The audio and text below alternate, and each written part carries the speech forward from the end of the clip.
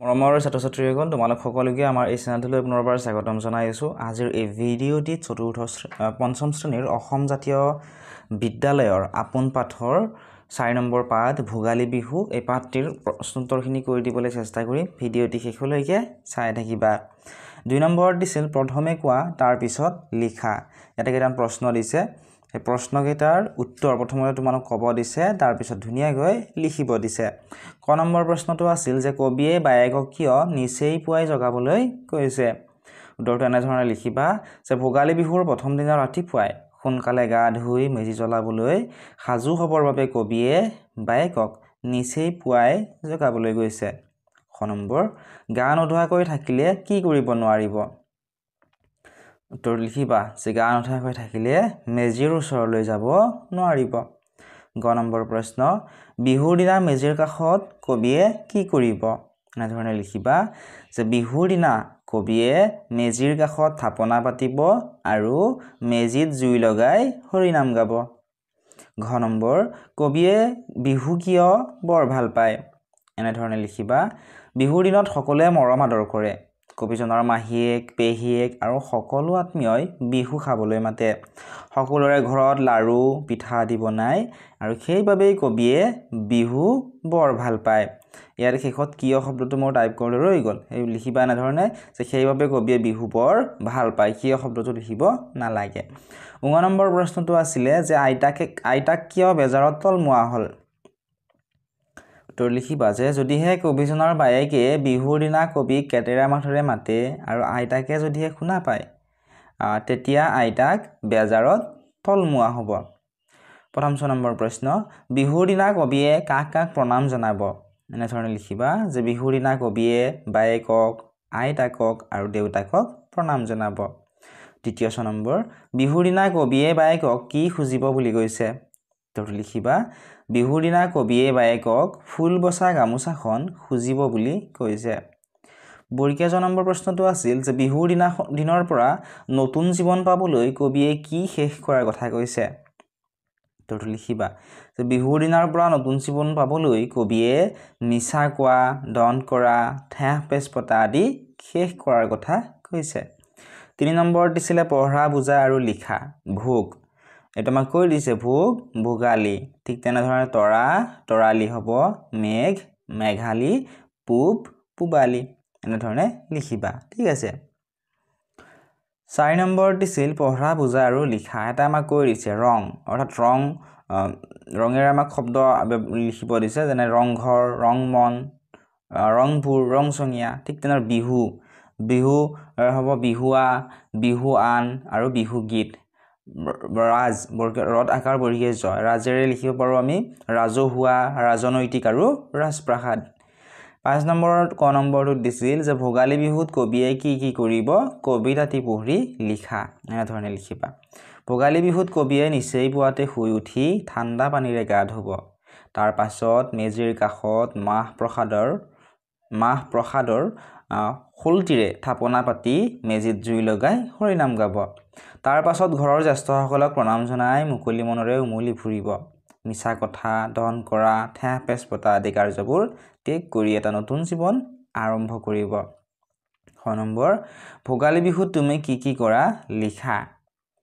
তোমাক যিহেতু তুমি কি কি কৰা লিখিব দিছে, তোমালোকে নিজেই চেষ্টা কৰিবা লিখিবলৈ। যদিহে নোৱাৰা ডেছক্ৰিপশ্যনত দিয়া হোৱাটছএপ নম্বৰত তোমালোকে মেছেজ কৰি সুধিলে ইয়াৰ উত্তৰটো মই তোমালোকক দি দিম, বা ভিডিঅ'টোৰ স্ক্ৰীনশ্বটটো তোমালোকে পঠিয়াই দিবা। ঠিক আছে, ডেছক্ৰিপশ্যনত থকা হোৱাটছএপ নম্বৰটোত। 7 নম্বৰত দিছিলে কাষৰ বাকচৰ পৰা উপযুক্ত শব্দ বাছি তলৰ খালী ঠাইবোৰ পূৰ কৰা। ইয়াতে তোমালোকে যদি কিতাপখন চোৱা, কিতাপখনত বাকচৰ এটাৰ ভিতৰত কেইটামান শব্দ দিয়া আছে। সেই শব্দকেইটা আনি তোমালোকক এই খালী ঠাইবোৰ পূৰ কৰিব দিছে। ক নম্বৰটোত হ'ব মাকে মালাক বৰ মৰম কৰে। খ নম্বৰত লিখিবা তাইও মাকক বৰ ভাল পায়। গ বনভোজৰ পৰা আহোঁতে মালাই মাকৰ বাবে দুপা ফুল আনিলে।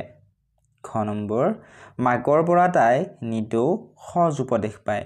সজ উপদেশ মানে হৈছে ভাল উপদেশ। 9 নম্বৰ তাই মাকৰ আচলৰ ধন।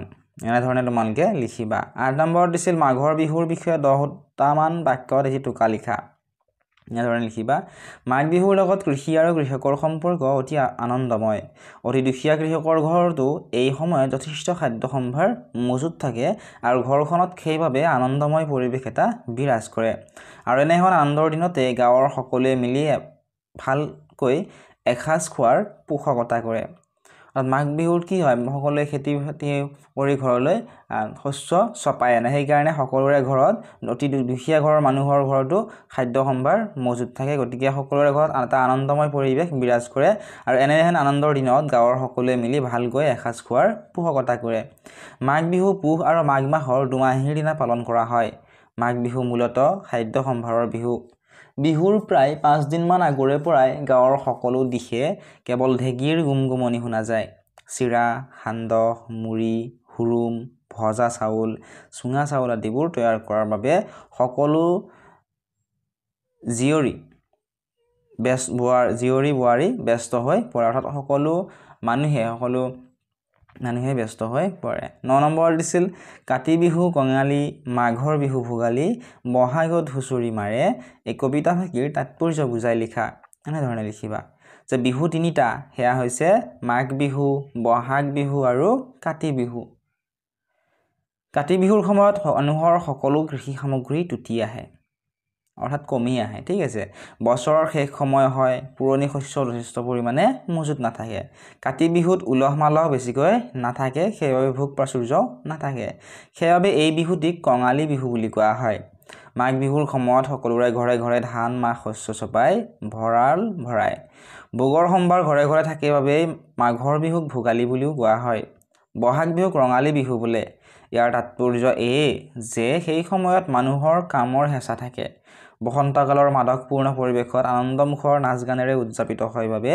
এই বিহুটিক ৰঙালী বিহু বোলে 10 নম্বৰত দিছিলে বাক্য ৰচনা কৰা প্ৰথম শব্দটো দিছিলে মাহ প্ৰসাদ শব্দটোৰে লিখিবা এনেধৰণে যে ভাইটিৰ আজি জন্মদিন বাবে মায়ে নামঘৰত মাহ প্ৰসাদ অলপ আগবঢ়াইছে তলমুৱা শব্দটোৰে লিখিবা শিক্ষকে কৰা প্ৰশ্নৰ উত্তৰ দিব নোৱাৰি বিক্ৰমে তলমুৱা কৰি আছে চিৰকাল শব্দটোৰে লিখিবা যে অসমীয়া সাহিত্যৰ আকাশত লক্ষ্মীনাথ বেজবৰুৱা চিৰকাল ভোটা তৰা হৈ জিলিকি থাকিব দুনাই শব্দটোৰে লিখিবা শৈশৱৰ সেই মধুৰ সময়ছোৱা মানুহে হাজাৰ চেষ্টা কৰিলেও দুনাই ঘূৰাই নাপায় তাৰ পিছত 10 নম্বৰ তলৰ ফালে দিছিলে তুমি নিজে নতুন শব্দ সাজা ইয়াতে চোৱা চাপিবা ইয়াতে ন যোগ চাপিবা এইটো হ'ব এইটো লগ লাগিলে হ'ব নেচাপিবা ঠিক তেনে থবা ন যোগ থবা হ'ব নথবা পাও ন যোগ পাও হ'ব নাপাও গাও ন যোগ গাও হ'ব নেগাও হ'ব ন যোগ হ'ব নহব দিব ন যোগ দিব হ'ব নিদিব শুনে ন যোগ শুনে হ'ব নুশুনে এনেধৰণে তোমালোকে এইখিনি লিখি ল'বা আৰু যদি ভিডিঅ'টো চাই ভাল পাইছে ভিডিঅ'টো লাইক কৰি দিয়াৰ লগতে তোমাৰ বন্ধু বান্ধৱীসকলৰ লগতো শ্বেয়াৰ কৰি দিবা আৰু চেনেলটো ছাবস্ক্ৰাইব কৰিবলৈ নাপাহৰিবা